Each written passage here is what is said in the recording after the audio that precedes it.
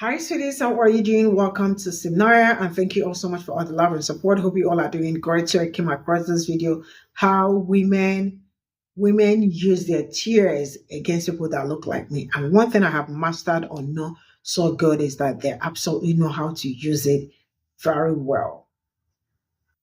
They are good at that. They are very manipulative when they really have to be. When you check the history from the beginning of the history to this very moment, you definitely will be able to see how they've been able to use that tears, how they weaponize it to send people like me, probably especially black men, to prison, incarceration, like so many of it. Some some did not get the opportunity to see their families again. Why? They were unalive at the process. Why? Because their tears worth more than thousands or hundreds of life. Black people do not have this opportunity. We do not have the opportunity to show how feminine we are because we are always the strong ones. We never get that opportunity. Even when we cry, it is not enough. I mean, our cries do not amount to anything. It does not amount to anything. If you know what I am saying, medical appetite will make you understand. Let's get into this video. Some very dangerous rhetoric that I've seen come from white women, right, is that whenever women of color exceeds or supersedes them, sorry, that's the correct word, they always say the same thing, that they're biologically a man, they're transgender, they're something along those lines, right? It happened to Serena Williams when she became untouchable in Wimbledon. People were like, no, she's a man, she takes testosterone, what. That girl had to fight to prove that she's a woman, simply because she was untouchable and she was that good. Same thing happened to Cimnanya, where she literally had to pull her pants down in front of a doctor to prove that she is biologically a woman. Same thing's happening to Imane now with the this is boxing now at the Olympics. And I've seen the rhetoric start now the same with Simone Biles as well, with her last Olympic vault, where she scored a very high number and she took gold again, right? The same thing's gonna happen.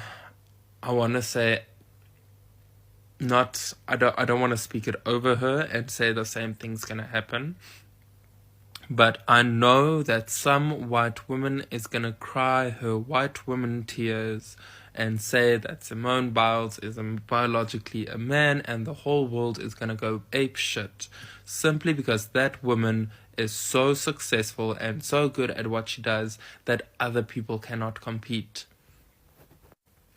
White women have always used their vulnerability to get their way. And women of color never had that choice, never had that option. They always had to be strong, right? And now that it comes to competing on a level playing field, white women cannot compete to women of color who had to endure all of this shit their whole lives. And now they pull stunts like this, saying that these people are transgender, or they take testosterone, or they're biologically not a man. And it is absolutely pathetic.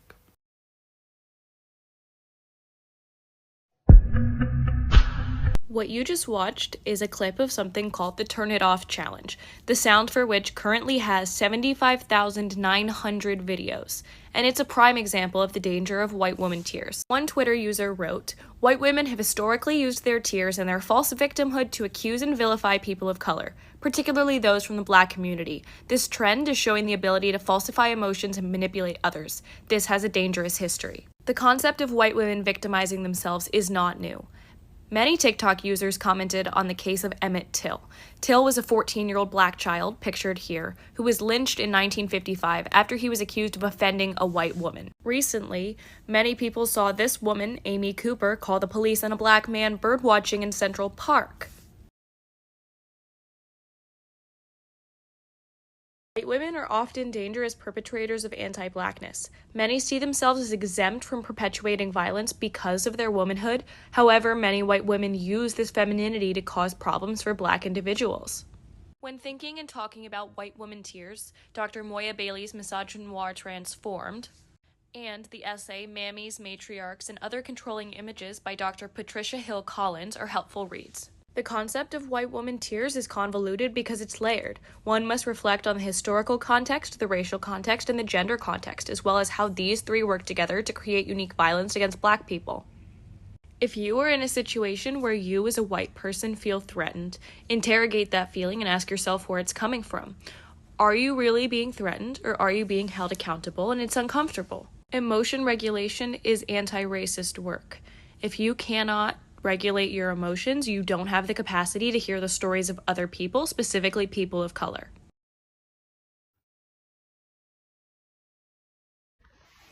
A black woman checked me on something yesterday, and I want to share with you what that is.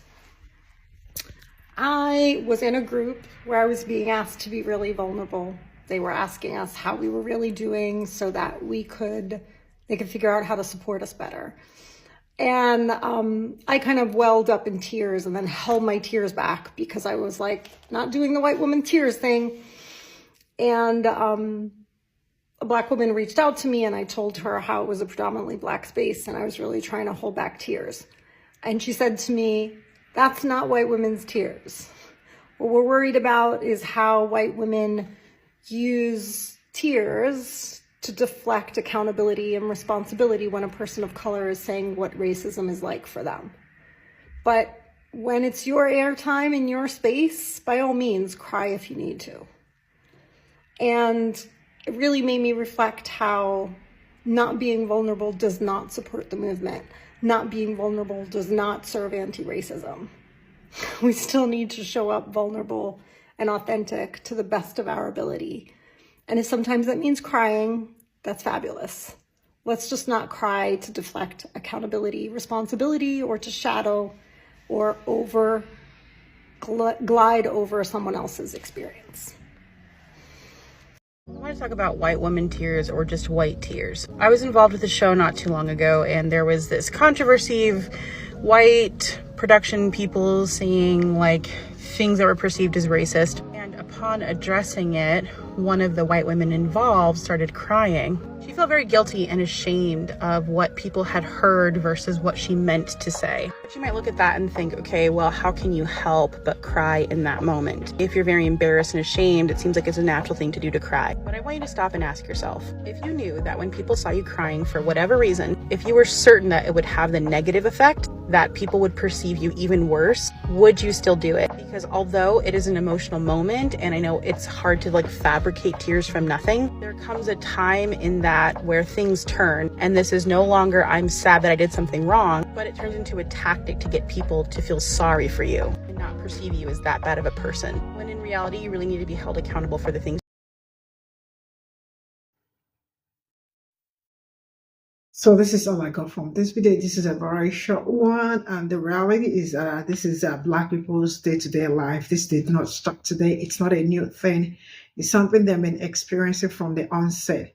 Their tears is like a weapon. They use it very good. They know how to use it against people that look like me. You all know from the history to this very moment and all that. And the last one that happened also in the Olympics, where all of a sudden she started crying.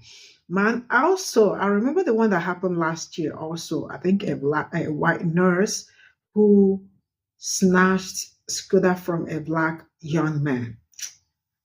Man, it's really not easy. I mean, it's something that has been there. Each time they notice that, oh my God, they are better. They really do know how strong and how powerful black people are. And black people do not also get that opportunity to be that soft, you know. All they know how to do best is to use their femininity or their tears. I think it's tears, not even femininity. How they use their tears so good and they weaponize it against people that look like me. How they do that thing is something I do not understand, but this is something that I have known them so far with, and they do it absolutely great. And we never had that time. We never, so not having the time, we never had to have that. We do not have that opportunity. That opportunity has never occurred to all. Like we've never experienced that, and it's something that they know. They know that we do not have that opportunity like they do. So anytime they get an opportunity, they will weaponize it. They will use it against people that look like me. If you check from the history, I mean, starting from the history to this very moment, it's been their tears that got so many Black people into trouble, especially Black men into trouble, incarceration, some in prison for no reason, just because they said, or they started, or they broke down in tears, and that is it. Most times when I got something to do with them and they start that, man, I am screaming my lungs out on them because, man, don't use that tears on me. I remember being reported at work by one of them. My boss is a very good woman, right? And ended up calling up because she always get reports. So she ended up calling us to sort it out. They thought she was going to hide it and not speak, like not talk about it, or probably hold grudge and all that against me. The person that reported me was standing right in front of me and was like totally using her tears, crying all through the, just to tell you the length, they can go any length to make sure that they are the victim, even when you are being oppressed. But it is what it is. We keep rising. But one thing I'm going to say is be as much careful as you can. See you all in my next video. Bye for now.